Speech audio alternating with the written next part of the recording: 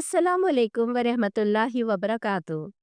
नाजरीन, नजला टेमी एक अमरीकी लेखक यानी राइटर है जो इस्लाम को पसंद नहीं करती थीं।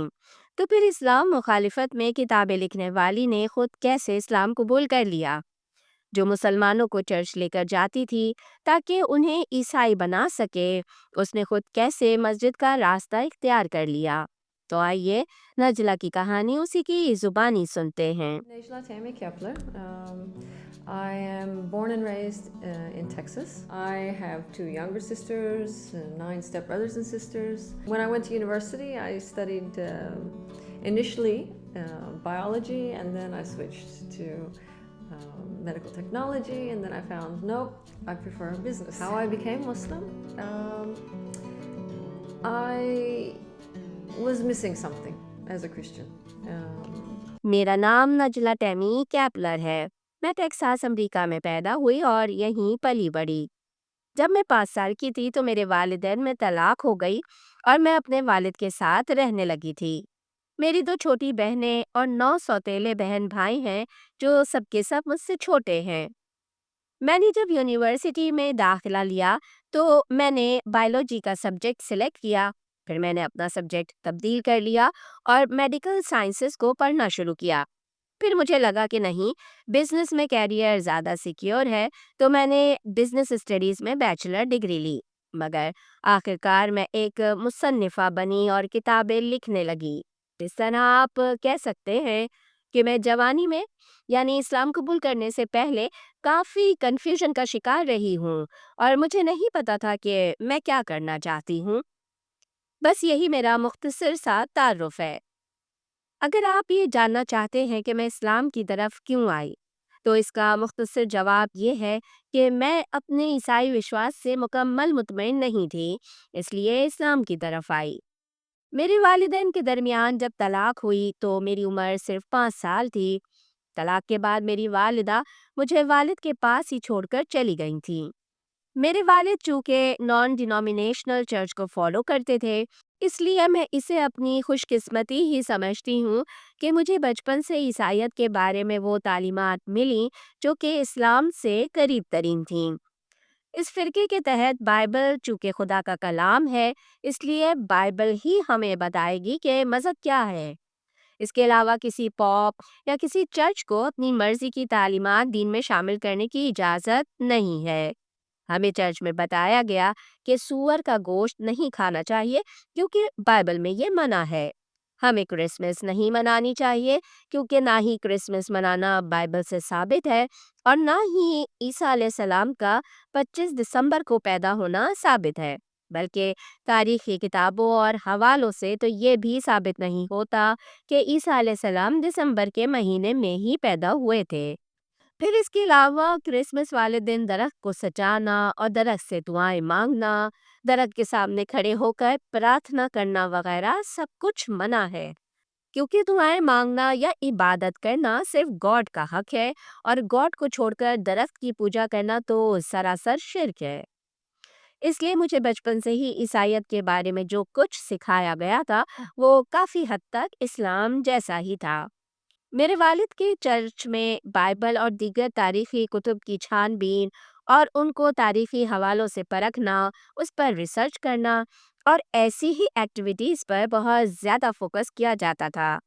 हमें इस बात की तरगीब दी जाती थी कि मजहबी विश्वास की हकीकतों को खोजना है और ज़िंदगी में अपनी तहकीकात से धर्म की कुछ न कुछ खिदमत ज़रूर करनी है। मगर उस चर्च का निज़ाम बाद में ख़राब होना शुरू हो गया। दरअसल जो उस चर्च के बड़े पादरी थे जिन्होंने सारे निज़ाम की बुनियाद रखी थी, उनके दुनिया से चले जाने के बाद नए पादरियों ने चीज़ों को बदलना शुरू कर दिया। मिसाल के तौर पर औरतों के लिए बनाव सिंगार और मेकअप वगैरह जायज़ नहीं था, मगर बाद वाले पादरी ने कहा कि आज से जायज़ है। मैं हैरान होती थी कि ये कैसा दीन है जो हद के साथ बदल जाता है। बाइबल तो अब दोबारा नाजिल नहीं हुई। जब बाइबल वही पुरानी है तो बाइबल के अहकामात कैसे बदल गए? मैं चर्च की नई इंतज़ामिया की तरफ से की जाने वाली तब्दीलियों से खाइफ होने लगी थी। नतीजतन मैं चर्च से दूर होने लगी थी। میں ٹین ایج میں داخل ہو چکی تھی اور ایسے وقت میں ہر چیز کو لاجک سے پرکھنے لگی تھی۔ مجھے چرچ کی طرف سے بتائے جانے والی تعلیمات پر مکمل اعتماد نہیں ہو رہا تھا۔ میں اپنے مذہبی وشواس میں ایک کمی کا شکار تھی، مکمل اطمینان کی کمی۔ یعنی میں جس چیز پر مذہب سمجھ کر عمل کر رہی تھی اس سے 100% متفق نہیں تھی۔ بہرحال میں نے اپنے طور پر مذہب کو کھوجنے کا فیصلہ کیا۔ میں اپنے والد کو چھوڑ کر اپنی والدہ کے پاس چلی گئی۔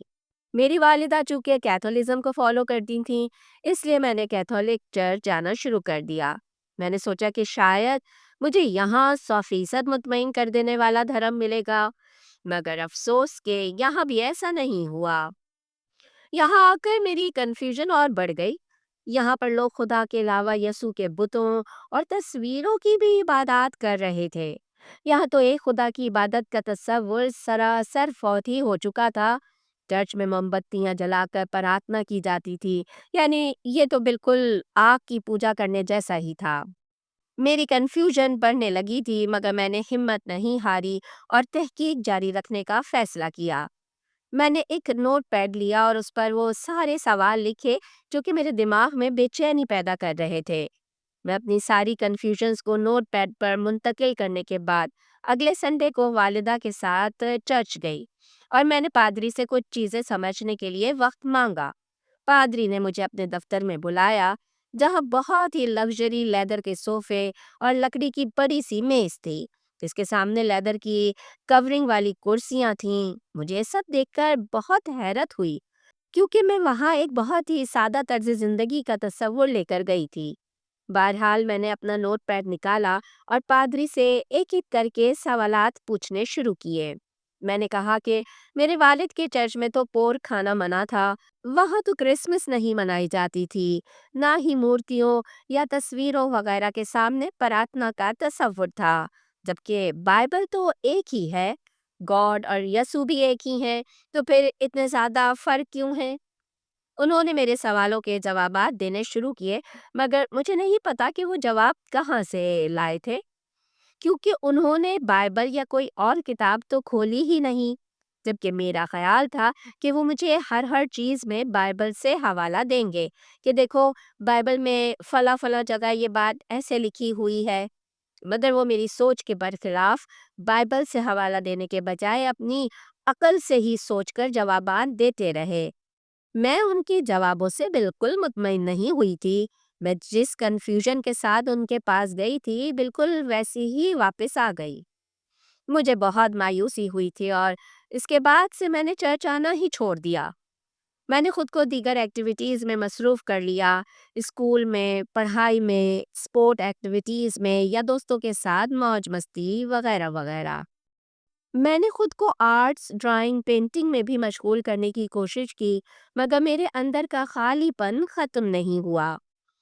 میں یہ تو جانتی تھی کہ خدا ہے، اس نے دنیا میں اپنے نیک بندے یعنی انبیاء بھیجے، کتابیں بھیجی، اور وہ چاہتا ہے کہ اس کے بندے اس سے مضبوط تعلق بنائیں، مگر وہ تعلق کیسے بنانا ہے، اس سوال کا جواب مجھے نہیں مل رہا تھا۔ تو میں نے گاڈ سے دعائیں مانگنا شروع کیں۔ میں نے خدا سے رہنمائی مانگی کہ مجھے اپنی طرف آنے والے راستے کی ہدایت نصیب فرما، مجھے سیدھا راستہ دکھا جو راستہ تیری طرف آتا ہے۔ اسی طرح زندگی گزرتی رہی اور میں نے کئی دوسرے چرچ بھی ٹرائی کیے، جہاں بت یا تصاویر نہ ہوں، جہاں خالص خدا کی عبادت کا تصور ہو، مگر مجھے ہر جگہ مایوسی ہوئی۔ مگر اس دوران میں نے دعائیں جاری رکھیں۔ آخر کار میری زندگی میں بڑا موڑ تب آیا جب میں یونیورسٹی میں گئی۔ وہاں میری ملاقات روم سے ہوئی۔ روم ایک عیسائی لڑکا تھا جو ہماری یونیورسٹی کے مسلمان اور دوسرے مذاہب کے اسٹوڈنٹس کو عیسائیت کی تعلیم دیتا تھا۔ وہ اپنے یونیورسٹی فیلوز کی مدد کرنا چاہتا تھا کہ وہ لوگ عیسائیت میں داخل ہو سکیں۔ مجھے لگا کہ روم کے پاس کافی اچھی نالج ہے، یہ ضرور مجھے عیسائیت کے لیے مطمئن کر دینے والے جوابات دے سکتا ہے۔ یہی سوچ کر میں نے روم سے دوستی کی تھی اور اس کے ساتھ یونیورسٹی کے قریبی چرچ دوبارہ جانا شروع کر دیا تھا۔ یہی میری ملاقات روم کے ذریعے ایک ترک مسلمان لڑکے سے ہوئی، جسے روم عیسائیت کی طرف لانے کے لیے کوششیں کر رہا تھا۔ مجھے نہیں معلوم کہ اس ترک نوجوان کے دماغ میں کیا چل رہا تھا اور وہ کس نیت سے ہمارے ساتھ چرچ جاتا تھا۔ وہ عیسائی دھرم سے قائل تو بالکل نہیں لگتا تھا۔ ہاں، شاید وہ صرف یہ دیکھنے جاتا تھا کہ آخر چرچ میں ہوتا کیا ہے۔ ایک مرتبہ ہم اس ترک نوجوان کے ساتھ چرچ کی یوتھ ایکٹیویٹی کیمپ میں گئے تو اس کی البات نے مجھے بری طرح چونکا دیا۔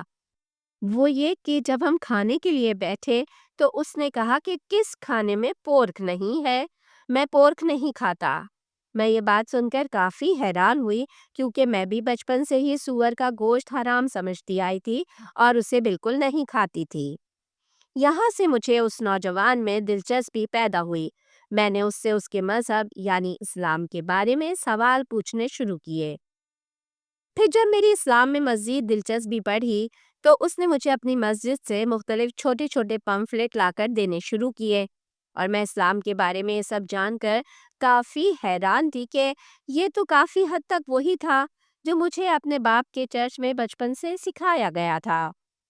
پھر انہی بروشرز میں قرآن کے بارے میں بہت کچھ لکھا ہوا تھا۔ قرآن کے مختلف ریفرنسز تھے۔ اس میں لکھا تھا کہ قرآن مجید خالص خدا کا کلام ہے، جس میں کسی قسم کی کوئی تبدیلی یا تحریف نہیں کی گئی ہے۔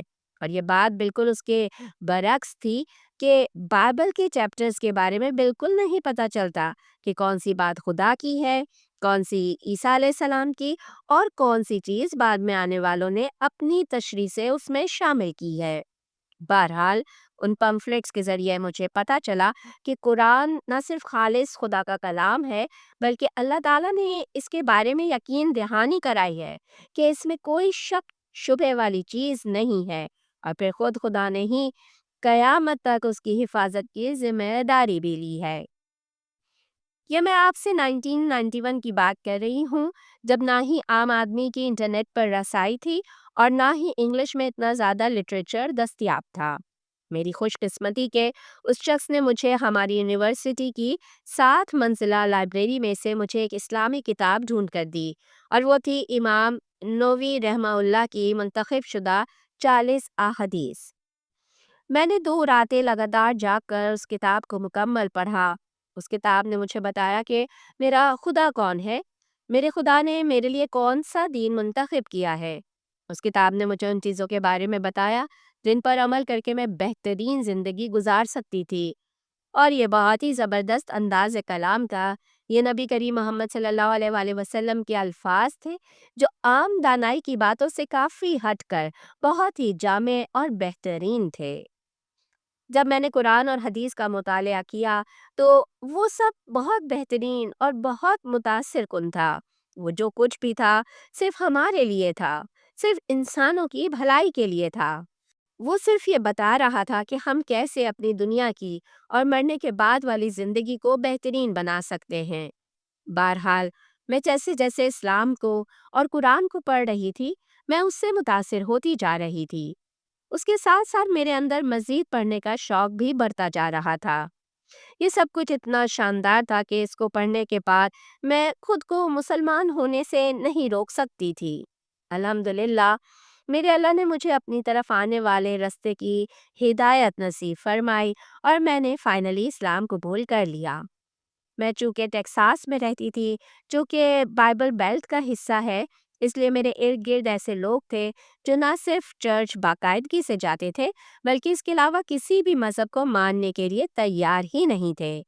ان کے لیے میرا اسلام قبول کرنا نہ صرف حیران کن تھا بلکہ قابل نفرت بھی تھا۔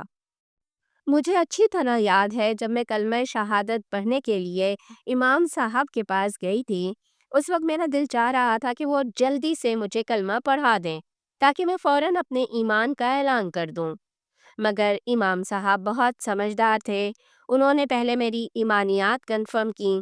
انہوں نے کہا کہ کیا آپ اللہ کی وحدانیت، محمد صلی اللہ علیہ وآلہ وسلم کی نبوت، تمام انبیاء کرام علیہم السلام پر ایمان، کتابوں، فرشتوں، جنت جہنم وغیرہ ہر چیز پر ایمان رکھتی ہیں؟